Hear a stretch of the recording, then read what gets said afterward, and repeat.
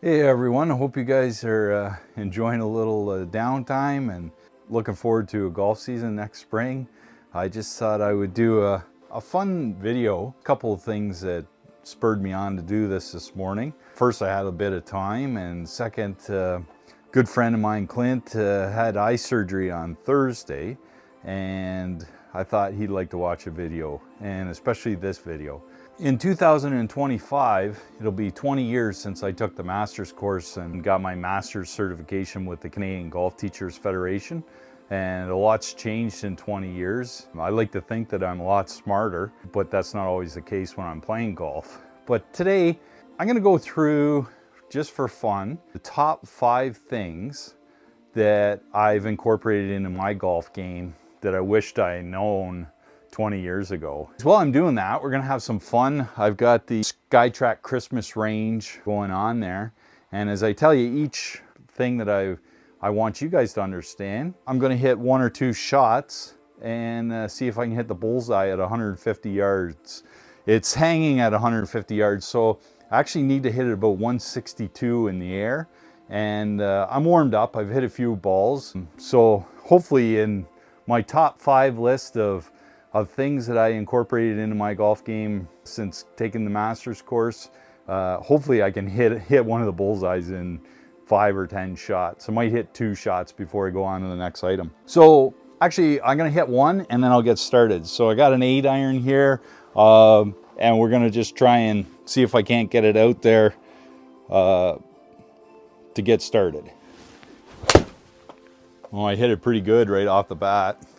Okay, good, it's a little left. Distance is there. No, it wasn't, it was a little short. So I'm gonna have to make better contact than that.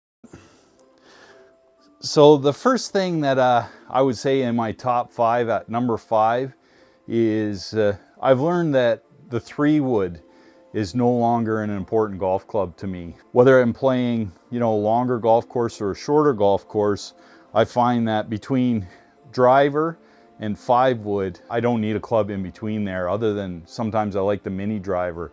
That's kind of the modern rage. But the idea of hitting a 3-wood perfect off the ground on a par 5 on the second shot, I think is probably not worth the risk. You hit the 5-wood more times as far as the 3-wood goes, and it carries a little easier, and it's easier to get off the ground. It's more versatile from different lofts. So that's one of the things I've taken out of my golf bag. I don't hit a 3-wood anymore. So that's the number 5 of my top 5 things. You might think, well, that's pretty basic, but it does open up a spot that you can put something better in there for you. Maybe another wedge, maybe another hybrid, maybe the mini driver. So, all right, so now we're gonna hit shot number 2.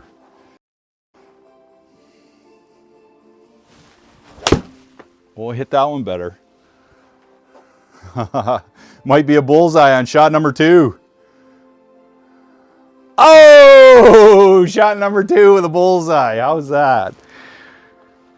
Well, we're going to change speeds then. Now that we've hit a bullseye, I'm going to go with trying to get it over 300 yards with the driver. So a little fun. I've hit the bullseye in 2 shots.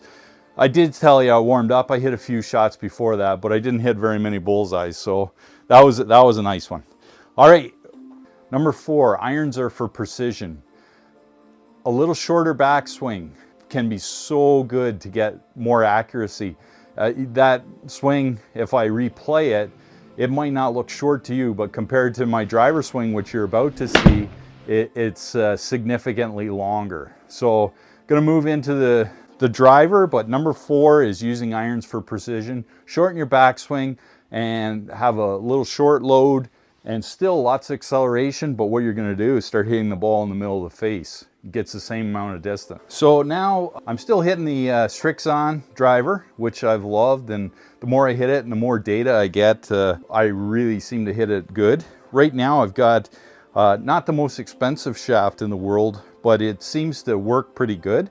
It's a KBS Max High Launch in a stiff flex 45. So it's a very lightweight shaft. It's not a super expensive shaft, but it is one that I know I can hit it over 300 yards. And I can do that probably more efficiently than the last time I made a video, about 300 yards. So I've just reset the Sky Track to set up for a driver. Gonna hit a couple, see if I can get close to that 300 yard mark. Not sure I'm that warmed up yet, but we'll hit away and see. Oh, big slice. No, just a low bullet. Got caught up in the gingerbread man. All right, number 3. This is an important thing that I'm going to talk to you about. And I'm going to see if I got a putter. Okay, so I'm going to talk to number 3 on putting. Everybody knows that when you putt, if the face is open, in our case is a lefty, meaning it's pointed to the left, the ball's going to start to the left of the intended line. And if it's closed or pointed to the right, the ball's going to start to the right. And so what I've learned, that I've always tried to correct that club face being opened by trying to get that club closing more. And it's always been a battle when my putting goes south and you have to start thinking about getting closed. It's a hard thing to do. But what I've learned just recently is that sometimes the putter is open and closed because the handle gets too far ahead or too far behind. And it's not really just about the closing or the rotation of the putter that it's actually closing.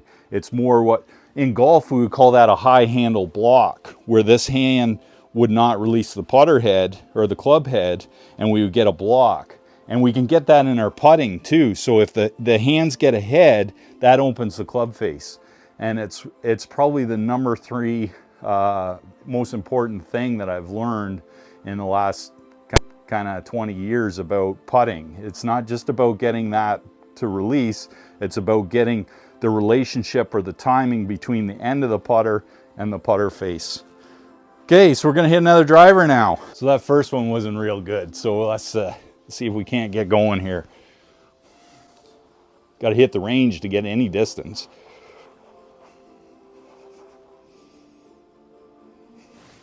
A little better. Got to get it up in the air. I'm not quite warmed up for a driver yet. But it landed out there pretty good. 280. Oh, 294. So that means that there's potential. The number 2 thing that I've learned, and this one, I go back to my youth when I was a kid, and Clint and I used to go to Myrtle Beach, and I can remember it like it was yesterday. Every trip to Myrtle Beach, I'd come home with a new wedge, and I'd be seeking something that wouldn't dig in the soft Myrtle Beach winter conditions, and I would go from chunking everything to sculling everything because I didn't know this one thing, and I'll try to get as straight on to the camera as possible. I always played a lot of forward lean, shaft lean. And what shaft lean does is it takes away the bounce of the golf club, and it makes the leading edge specifically sharp. So the leading edge is this part here that gets closest to the golf ball. And as that gets even with the ground, the bounce, which is designed to keep the golf club from digging in, it eliminates it, and we get dig in shots. And so if you try to play all your wedges like people tell you on YouTube and everywhere, back in your stance and have a forward shaft lean, get a lot of spinny shots, yeah, that's one way to do it, but it takes a lot more talent than putting the ball ahead in your stance, having very neutral or almost zero shaft lean, and allowing the leading edge to be off the ground a bit. And from here, you're able to hit really easy pitch shots up in the air. I actually hit behind that, and the ball still went up in the air because the bounce was effective. And this is kind of a middle of the way. This is a 54 degree, so it's not really designed to get the ball super high. But there you can see how much easier it is just to use the bounce on the golf club. Actually, it was a 48. That's why I chunked the first one. Versus if we went with something much more lofted. Here's a 58. Cleveland make the best wedges. They're incredible. Everybody gets talking about some of the competitors, but Cleveland wedges and the apparently the new ones out are so good too. So that's the big thing. My second most important thing, and I had my best year with the wedge again this year, and that is bringing the hands back here, having this neutral, and the leading edge not ahead and not digging into the ground as soon as you make contact. Time for another driver. See if we can't get this Strixon going. We were 294 on that last one. It didn't feel like I smashed it all that great, so let's hit another one. Boy, hit that good. Little fade, so it's going to be tough to get it that far with a fade. Oh, it landed pretty good. Oh, 293. Don't worry, I'm not going to bore you. If I don't get it to 300, I don't get it to 300. My number one thing by far that I've learned, and I wished I learned it sooner, to accept bad shots. That's by far the biggest game changer I've had. I won't bore you with the whole entire story, but it basically was a lesson that was taught to me by, at the time, my 10-year-old son, Lucas.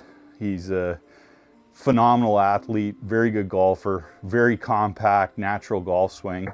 And I was watching him during a junior camp, and he was always frustrated. Even when he hit the ball on the green and none of the other kids hit the ball on the green, he was still upset. And I thought to myself, he's me. And ever since that day in that junior golf camp, I made a pact with Lucas that I would never be upset with a golf shot ever again. And it's been one of the best things for me. I don't get upset on the golf course. I've had some rounds that in the past, they would have been, you know, terrible. But by accepting those bad shots, I've turned rounds into par, maybe 1 under par at Oak Hills, because I play the same golf course and I score pretty decent out there. But it might have a 1 under par round with a bad hole. And so that's been my number one thing, is learning to accept a bad shot and figuring out, okay, I hit a bad shot. Number one priority at this point is I need to hit a smart shot. And after that is number 2, let's minimize damage and try and get away from this bad shot. And that has been the biggest change to my game. And maybe it's getting older, maybe, you know, but it definitely, there was a line in the sand, how I reacted and now how I react. And I gotta say, I have a wonderful time playing. So the top 5, you don't need a 3-wood, or I don't need a 3-wood. This is about me. Don't need a 3-wood. Shorter backswing with the irons for more precision. The putter, the handle of the putter can open and close the club face. So worrying about trying to get it rotated, worry about the timing between the hands and the club head. Really important. Forward press with wedges takes away the leading edge and the bounce. Everybody, I say everybody, I shouldn't say everybody. People think that they want to buy the low bounce wedges. They want to have no bounce. They want to eliminate bounce. So okay, if you hit 1,000 balls a week and you're playing PGA Tour conditions, but if you play at any nice golf course with some water and some soft areas, bounce is your friend. So don't be afraid of bounce, and don't be afraid to buy a wedge with bounce on it. And then finally, accept bad shots. I'm going to hit one more golf ball because I've got a bonus number 1. And again, if I don't get to 300, I don't get to 300, but I'm going to hit one more as a bonus.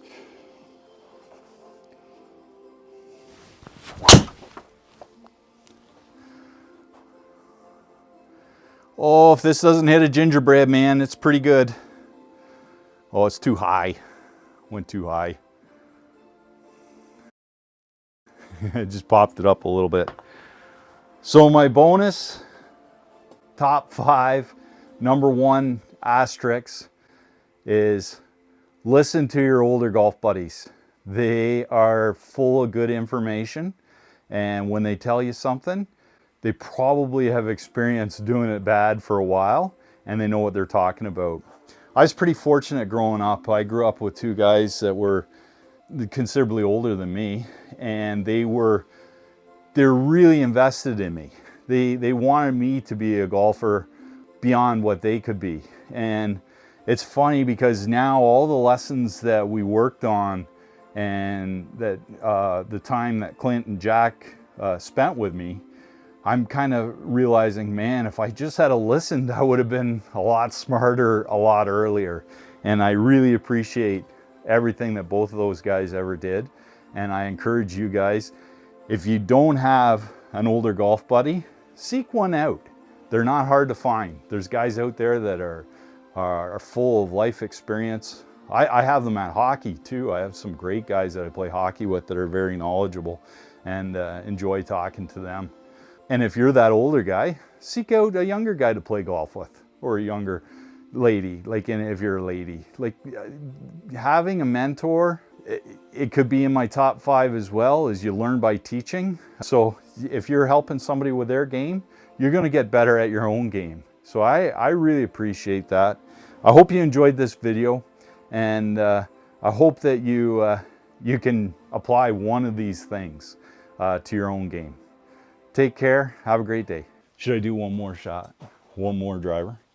Okay. Talk me into it. Nope.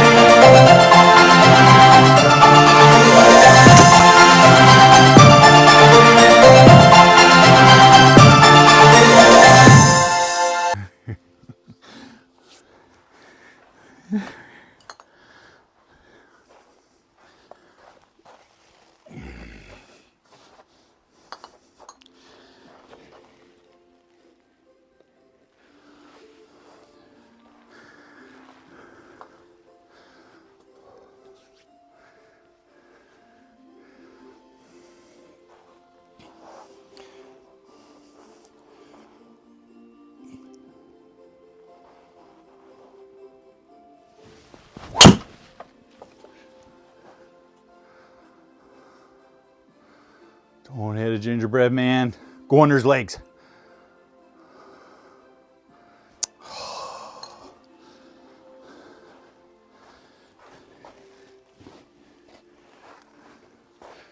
There's a green.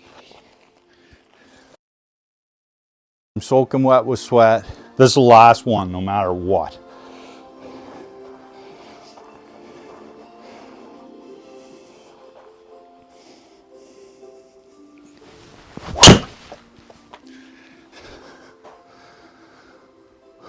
If this doesn't go, I'm done anyways. But this is good. Dude, go, go, go. Whoa, 305. Wowzers. I'm sweating. A little bonus content. I'm not sure how I'm going to edit it, but thanks for watching.